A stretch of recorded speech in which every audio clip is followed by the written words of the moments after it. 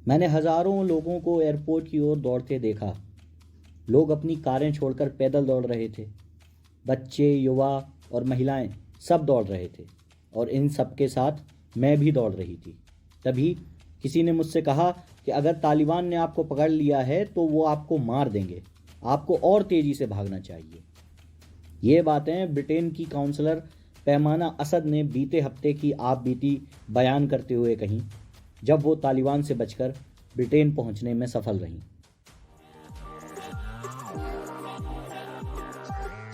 नमस्कार, मेरा नाम है प्रशांत कौशिक। आप देख रहे हैं द ग्राउंड। अफगानिस्तान में जो हो रहा है वो किसी से छुपा नहीं है। अभी तालिबान ने कहा है कि वे इस्लाम की शरिया कानून प्रणाली की सख्त व्याख्या के अनुसार अफगानिस्तान पर शासन करेंगे। देश पर अपना नियंत्रण कायम कर लेने के बाद बुलाई गई पहली प्रेस वार्ता में तालिबान प्रवक्ता ने कहा कि मीडिया और महिलाओं के अधिकार जैसे मसले से इस्लामी कानून के ढांचे के तहत ही निपटाया जाएगा। हालांकि तालिबान ने अभी तक यह नहीं बताया कि व्यवहार में इसके क्या मायने होंगे। जिस शरिया कानून को लागू करने की बात तालिबान कह रहा है, महिलाओं के लिए शरिया कानून का क्या मतलब है, जो तालिबान समझता है या ऐसा कहते हैं कि तालिबानी शरिया कानून क्या है। पहले जब तालिबान सत्ता में थे तब महिलाओं को काम करने या शिक्षा प्राप्त करने की अनुमति नहीं थी। 8 साल की उम्र से लड़कियों को बुर्का पहनना पड़ता था। यही नहीं, महिलाओं को बाहर जाने की अनुमति भी तब मिलती थी जब उनके साथ कोई पुरुष संबंधी हो। इन नियमों की अवहेलना करने पर महिलाओं को सार्वजनिक रूप से कोड़े मारे जाते थे। जिस शरिया कानून की तालिबान व्याख्या करता है, उसके लिए एक्सपर्ट्स की चेतावनी है कि अफगानिस्तान में महिलाओं और लड़कियों की सुरक्षा के लिए ये काफ़ी घातक हो सकता है। क्या सच में शरिया कानून इतना खतरनाक है या फिर सिर्फ तालिबान के द्वारा लागू किया जाने वाला शरिया कानून? शरिया कानून इस्लाम की कानूनी व्यवस्था है। इसे इस्लाम के सबसे महत्वपूर्ण पुस्तक कुरान और इस्लामी विद्वानों के फैसले यानी फतवों, इन दोनों को मिलाकर तैयार किया गया है। शरिया का शाब्दिक अर्थ है पानी का एक स्पष्ट और व्यवस्थित रास्ता। वैसे तो शरिया का असली मतलब हम देखें तो शरिया कानून जीवन जीने का रास्ता बताता है। सभी मुसलमानों से इसका पालन करने की उम्मीद की जाती है।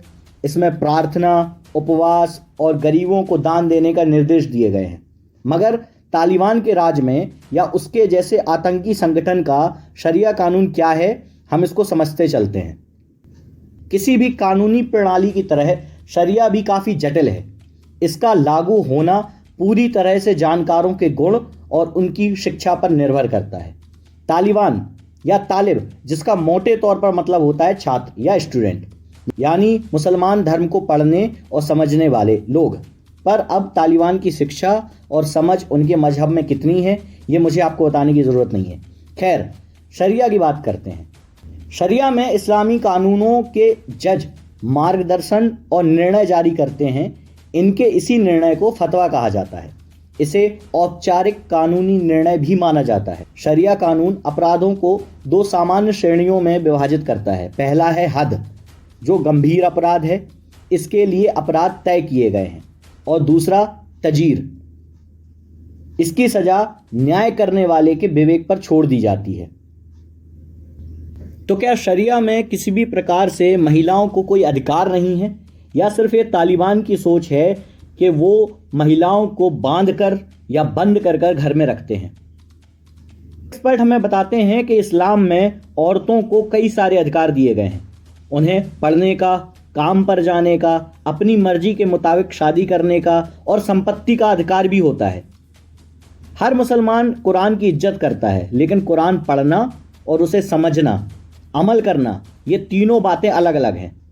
आज आप कुरान पढ़ें तो कुरान हुक्म देता है कि इसे समझो, आसपास की दुनिया को एक्सप्लोर करो, इंटरसेप्शन करो, अपनी तरफ से सोचो कि पेड़ हरे हैं तो क्यों हैं, नदियाँ ऐसे बहती हैं तो क्यों बहती हैं।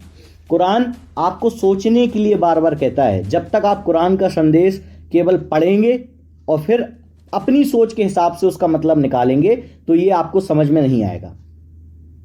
तो आप उसे अपने जीवन में कैसे लागू कर सकते हैं? तालिबान की भी सबसे बड़ी दिक्कत यही है। तालिबान शरिया कानून का दावा तो करता है, पर पिछली बार सत्ता में आने पर उसने जो शरिया कानून लागू किया था तब औरतों को ना पढ़ने का अधिकार था, ना नौकरी करने का अधिकार था, ना बाहर जाने का, ना खुलकर अपनी बात रखने का अधिकार था।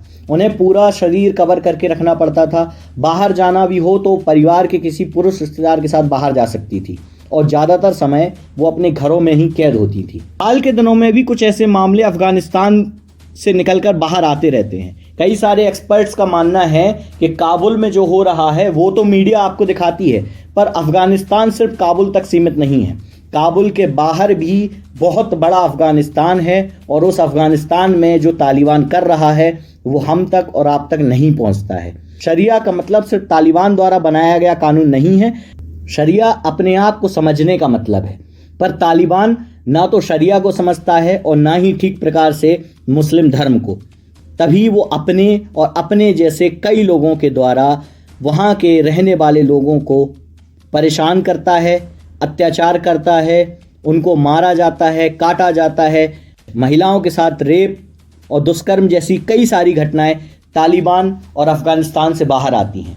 तालिबान इस बार दावा तो कर रहा है कि हम महिलाओं को उनको पूरे अधिकार देंगे, पर पिछली बार जो उन्होंने किया उसको देखते हुए उन पर भरोसा करना थोड़ा सा मुश्किल ही नज़र आ रहा है। ऐसी ही नई और इंटरेस्टिंग खबरों को देखने के लिए देखते रहें द ग्राउंड। वीडियो अच्छा लगे लाइक करें, शेयर करें, सब्सक्राइब करें अपने फ्रेंड्स और फैमिली के साथ। धन्यवाद।